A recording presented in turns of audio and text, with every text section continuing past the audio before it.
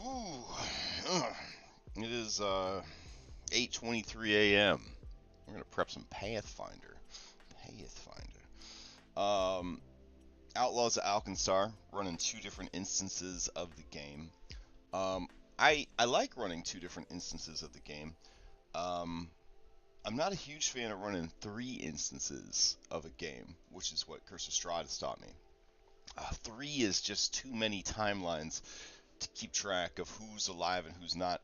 I will say that Curse of Strahd is a different kind of game than Outlaws of Alkenstar. Outlaws is a lot more linear. It's told in chapters that have very small sandbox opportunities, but are almost always very linear in nature. So it's pretty straightforward.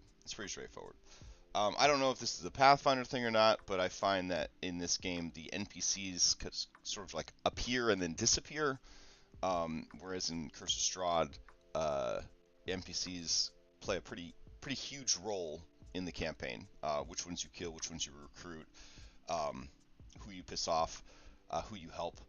This is very much like the heroes just keep moving forward like a choo-choo train, and I'm kind of loving it. For that regard. So, where did we leave off last week with High Noon? High Noon was dealing with. What were they dealing with? What was High Noon dealing with? Oh yeah.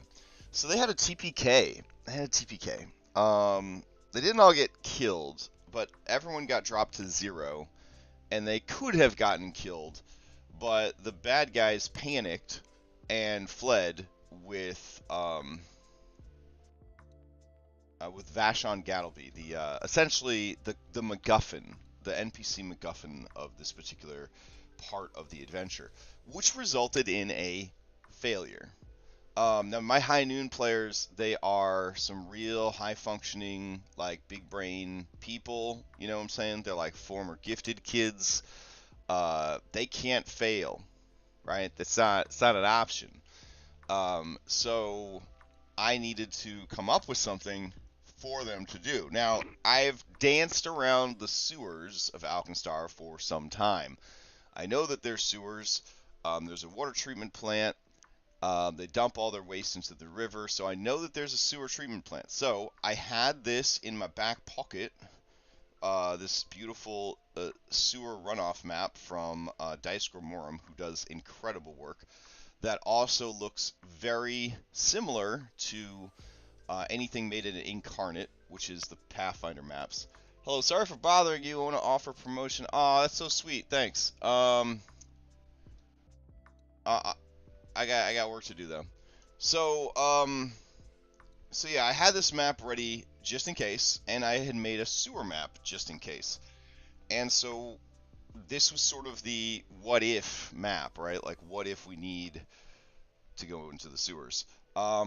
So I figured if I already had that, that's what I would do, is I would just have that be the where he got taken, essentially.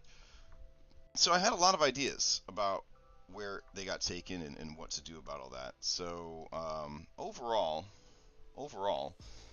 pretty happy with how it turned out. So the thing that we probably need to double check is our encounters.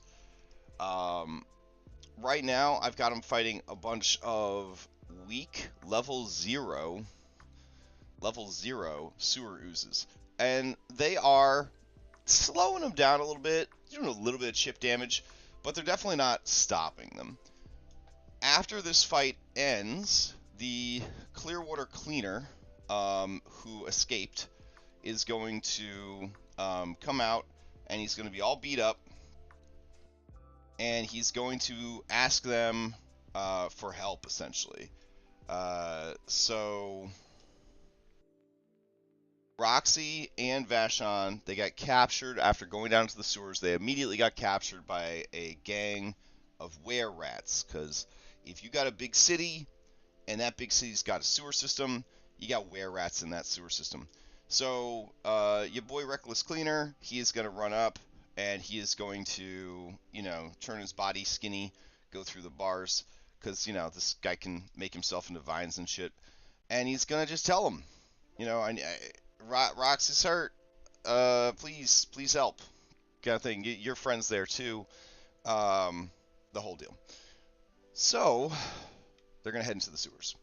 Now, part of me was like, should I do a couple of encounters in the sewers? Should I have like a long sewer pipe that they have to follow back towards the location? If so, do we do anything with that? Do we just describe that to them? Like how best to proceed with that? I want them to get back on track for the actual adventure. So I think I should just describe the tunnel as going for a long way without too much of interest. And then when they finally reach the place they need to go, we switch over to the map. Now, I do have a ton of really cool sewer maps that we could use, but I don't think we need to stress all that. So that's how I see it. So let's go ahead and gather everybody up again. Let's see. 1, 2, 3, 4, 5. And I'll copy them. And I'll bring them over to... whoa! Oh my god. Thanks. Thank you, Brickvat. I'm slightly out of it this morning. I got the COVID booster and a flu shot yesterday. And, I'm not at 100% right now. Alright, so we'll post these cuties down here. Apparently I only grabbed Ketrin. That's fine. I need to set up the new player character sheet anyways, which I think I do have. Cool. Alright, nice. So I'll just drag this out here. No.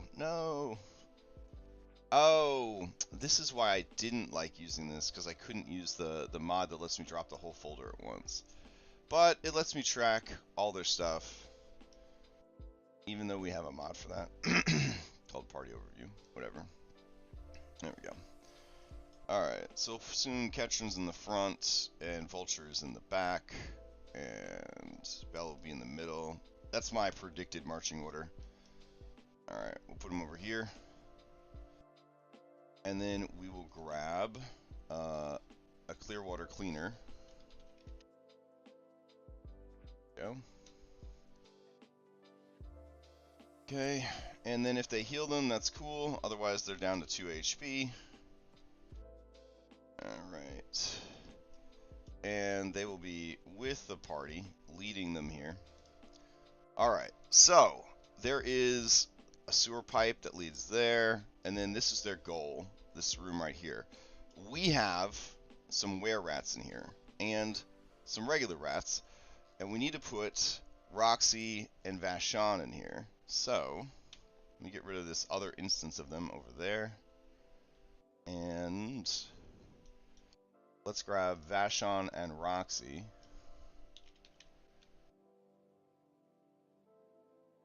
Alright. So Vashon will be here, and the rats will be keeping an eye on him. And then Roxy will be knocked out. Over here. Alright. So we'll go ahead and knock her out. Go.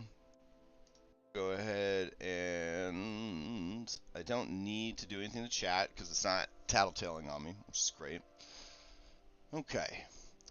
The door to this room, I don't think these guys would lock it. They're pretty confident with their situation. They might lock this door because the sewers are a dangerous place, so we'll lock that door. And now I gotta check. I gotta check like an encounter builder.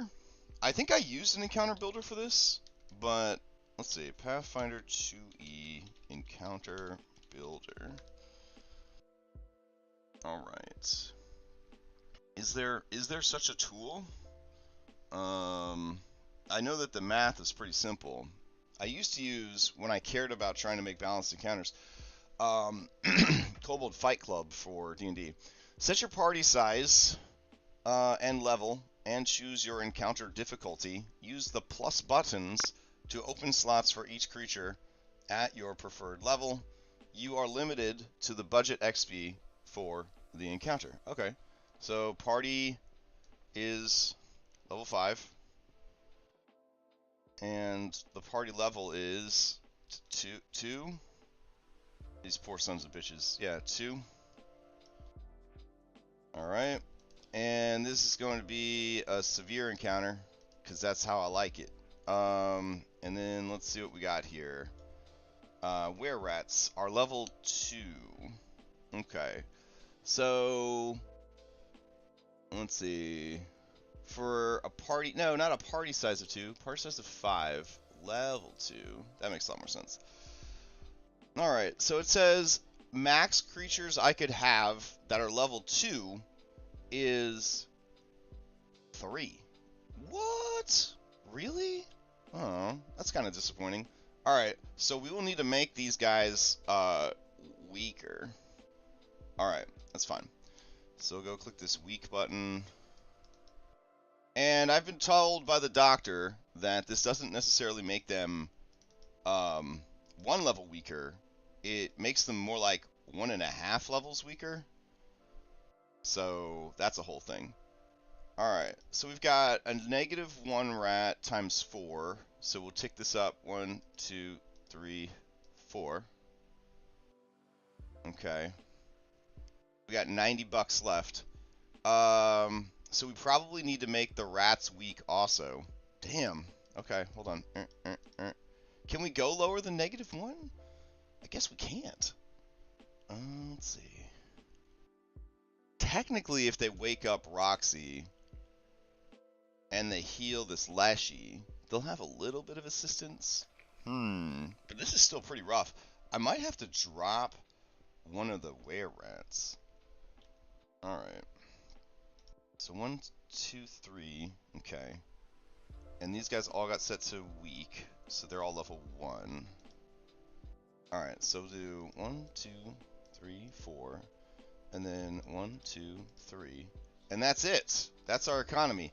So this other were-rat would put us into the extreme category. Don't like that. Don't like that. Alright. What if we gave him one more? Would it turn it into, like... It won't let me put any more. Dang, Pathfinder mean. Alright, well, we do need to stop kicking in these guys' fucking teeth. So... I will have... let's see... Yeah, sure. So we'll get rid of Frizzy Were-Rat. That brings the encounter down by 1. Alright, that gives us 30 more XP to work with. Wait. Oh, no. Yeah, now we have 3 and 4. That's 150. We did it, guys. Pathfinder math. We made an encounter. Ah, so proud of us. We made our first official severe encounter. We did it.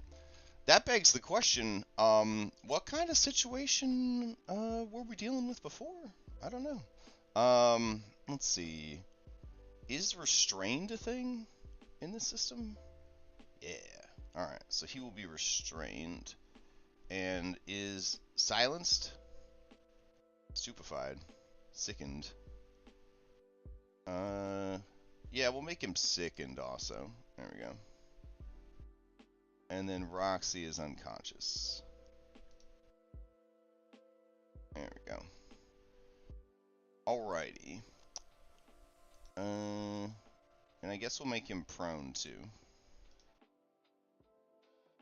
So, let's see. None of that shows up in chat, which is great. Cool. I don't have to, like, cleanse my chat afterwards. So if we head back to the sewer entrance, I'm super curious now how difficult this encounter I made was. I've got level 0 creatures. Can you even have level 0 creatures? You can. Alright, so we'll go ahead and get rid of all these. And then there was 1, 2, 3, 4, 5, 6 oozes. That sounds about right. Okay, so 1, 2, 3, 4, 5, 6. So 6 would be 120. So that would actually put it in between moderate and severe. Oh wow, even though they're level 0 creatures. I should probably like bookmark this. Seems like a pretty useful tool. Alright. So I'm going to go ahead and do this and say encounter calculator. Alright. Hype. Okay. So we've got that sorted out. That's fantastic. Looks like we got... Wow, you're so nice, Crash. Only giving them a severe encounter. Well, it is getting close to the holidays. You know what I'm saying? So I try my best to have, you know, a ginormous heart at the holiday times. So, yeah. I know. Kind of a pushover. Sorry. Let's see. We'll go up here. And we'll post in this fan spell real quick. Looks like Hugo giving all them Cowboys some fan spell this morning. That's wonderful. We had a really nice vodcast last night. I think it was pretty damn good about prepping for a campaign. It made me think a lot harder about everything that goes into prepping a good campaign. It also made me realize why I don't normally like to be a player, because I don't feel like people are doing their due diligence to set up a good campaign, even if they're a good DM. So I've had a lot of good DMs that the campaign itself wasn't very good. So let's see. We've got that sorted out. That's great. Well, now I'm kind of curious about some of the other stuff that lives in the sewers. You know what I mean? Let's see what else lives in the sewers. Over here we have a sneaky mutant giant toad, and him is level 3. He's got 2 heads, which is adorable. If we go in here and too bad there's not a button to clear the encounter. That'd be pretty cool. Oh, I guess there is. Okay, sweet. We're gonna do... So level 3 creature is only 60 points. That means it is below a low encounter. Oh, that's fun. Okay, so what if we made him elite? Alright, so let's see. They're not even offering those creatures in the low category. In the moderate category, one level 4 would actually be a moderate encounter and leave a little bit left over. So we could use that to buy 1 opportunistic coquettish sewer ooze. Fantastic. Okay, that's cool. Let's see what else we got. Oh, a generous Otyug. Now Otyug is a level 4 creature, so that's pretty cool. If we wanted the Otyug to really stand out as just a real mean son of a bitch, we could go to severe encounter and make it a level 5, and then there'd be 30 points remaining. But remember that these buttons, it's more like a level and a half if you click elite or weak. So I think that this solo would be pretty fucking cool. Then we got this room full of studious oozes. They are ooze mephits, actually. Mephits don't exist anymore as of the 15th. Let's see. So these guys are CR1. I like the idea of mephits being not great. I don't know why I'm checking these other encounters. I think just out of curiosity, I want to see what do you get for your XP budget. So there's 5 of them in this environment. And 1, 2, 3, 4. Uh-oh.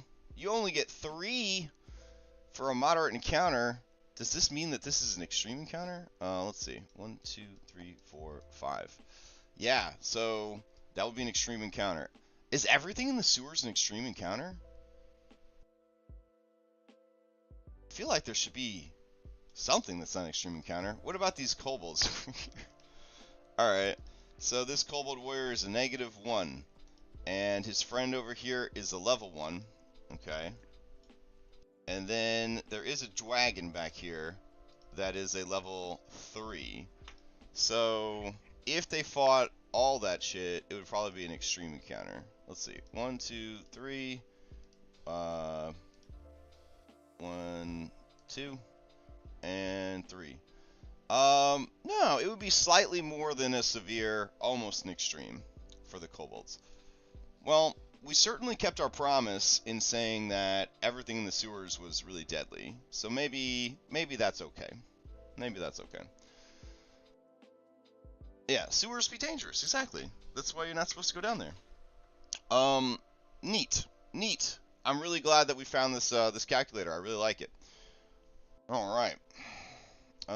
Here, I'll post the link into chat if anybody doesn't have access or hasn't found this before. It's pretty cool. It's nice and simple. Does exactly what we needed it to do. I dig it. All right. So with them coming and trying to save Gattleby, I think that they are going to just try and kill these guys. That's what I think. But they are 5e players, so there could be an attempt to negotiate his release. So what do the were-rats want? What do the were-rats want? Well, they want, first of all, they want a lot of money, because Vashon Gattleby is quote-unquote a VIP. He's a very important person. And a dragon can be sold for parts. Now, when the sold for parts thing comes to light, Discretion Slytherin is not going to want to spare them. If for whatever reason they do decide to spare them, what do the active were-rats want? I just think I'm going to make them unreasonable. Do you know what I'm saying? Like, they want a lot of money is what they want. I will point out to you, these guys are not very strong lycanthropes. This isn't some Dungeons & Dragons immune to all non-magical weapons. These guys are weak to silver, and from what I can tell, they take normal damage from, from weapons and shit. Now, they do have something called Nimble Dodge. The were-rat is targeted with a melee or ranged attack by an attacker can see. It gains a +2 circumstance bonus to the triggering attack. That's pretty cool. From the rogue class, I believe. They have Rat Empathy. They have Curse of the were-rat. So humanoids could get this. When they turn into a were-rat, they were under the GM's control and they go on a rampage for half the night before falling unconscious until dawn. Moon Frenzy. When a full moon is in the night sky, they must enter their hybrid form. They can't change shape thereafter. Become one size larger. Oh, buddy. Hold on. Let's check the fucking calendar. Oh my goodness. Okay, we're not... That's like 3 weeks from now. Alright. Good. That would have been pretty cool. And then they have a sneak attack. They deal 1d6 extra precision damage to off-guard targets. Maybe this will be auto-calculated for us. It'd be pretty cool if it was. And they have some equipment on them. That's fun. What do the rats bring to the table? I don't know any of the monsters in the system. Let's see. They bite with their jaws. And they have Filth Fever. Man, there's a lot of status effects in this game. Alright. Cool. Okay.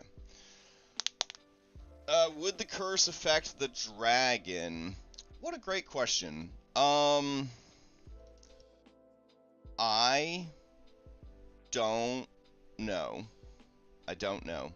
I think that I would say it wouldn't affect the dragon because they're not a humanoid, in my opinion, that they are a dragon. These weird ancestries, I feel like the part of why they're uncommon and rare is because the DM does need to kind of step in and make some decisions about them. Same thing with like the undead. I'm not particularly happy with how the undead would they object to being paid in silver? Probably. They probably wouldn't want to get paid in silver. Alright. So we've got all that sorted out. With his recovery, they will be back on track. But this group is horny for wild magic. So we've got to get our broadsheets out. Whisper sheets, excuse me. And we've got to figure out what the situation is tonight. So it is currently, come on brain, 9:45 at night on, God, is it still the 4th? It's the longest day ever. On the 4th of Erodus. So that means normal chance for wild surges, and then at midnight until 4 a.m. you can just use as much magic as you want. Alright, so we've got that sorted out as well. So, what happens next? Alright, so what happens next is we would read our cool cutscenes, which I can't remember what I named that document. So, let me find it real quick. I did name it cutscenes. Cool. Alright, so, the end of Chapter 2, Shattered Control. So on and so forth. Read that to the players. We need to, for the other game, figure out the cutscene situation here. So I'm just going to add a note that Sunset, we need to refine closing cutscene. And we'll do that on Monday during the prep. Because I don't think this group is going to blaze through and get to the end in one session. Alright, then we got to go to our Outlaws folder and open up the adventure itself. Let's see.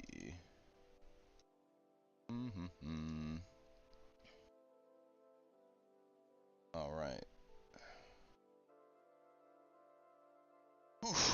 So, Powder Cake Punks, Vashon. Alright. Campaign. Reach for the Skies. We already got all that taken care of. Lord Glass, who never comes up again. Just made this really cool NPC that we never see again. Running and gunning. That's here we are. Alright. So they try to escape. It goes to shit. We make up some stuff. Oh, what about his familiar? Oh yeah, we can't forget his familiar. Oh shit. Alright, so let's see. His familiar's name is Slick.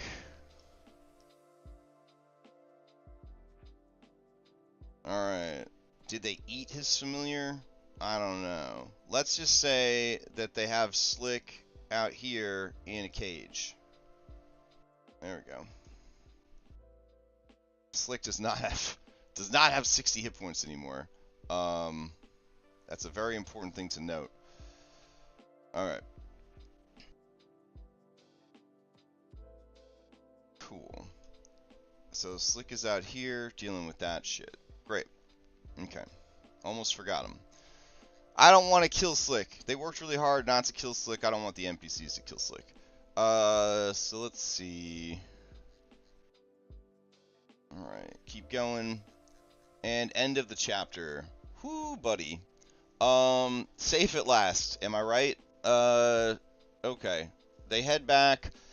Dunsmith awaits them with a bottle of whiskey and 50 gold piece each for job well done. Well, she bought them all very expensive healing potions, so I don't think she's going to do that. I believe she purchased for them lesser elixirs of life, which cost 30 apiece, so she will be giving them 20 gold each instead.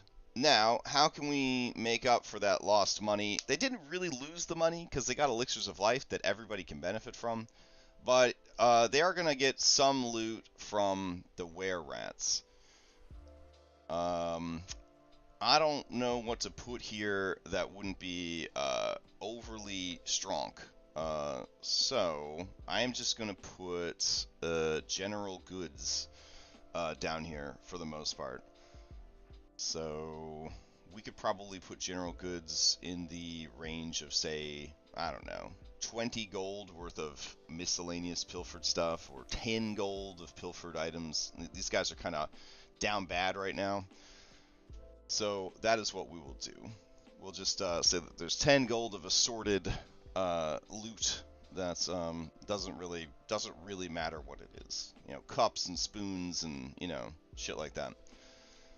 All right. Saving Roxy will give Roxy a change of heart. Even though she is neutral evil, that doesn't mean she's a bad guy. You know what I'm saying? So she'll probably come around to that. Heading into 5 minutes until the game. Heading into Chapter 3, Turn the Screws. Gattleby is safe. He's sent off to the government for a little while. Comes back in Book 2. Muglin was robbed of a valuable formula, one in which he invested quite a lot. And the heat from the Gold Tank Reserve has finally died down. Time to celebrate, baby! However, Loveless hired the Clearwater Cleaners. So we'll have Clearwater Cleaner mention that to everybody, which is good. There's a cutscene heading back where they're supposed to hear about that, I believe, but it's all good. So there's going to be some concern here about the Powder Keg Punks. Why were the Powder Keg Punks involved? Who would have hired them? Sound familiar? Yeah, we just did this with the other group. So we'll work through that, do the investigation thing. Whether or not they want to do the rodeo is up to them, and we'll see what happens next.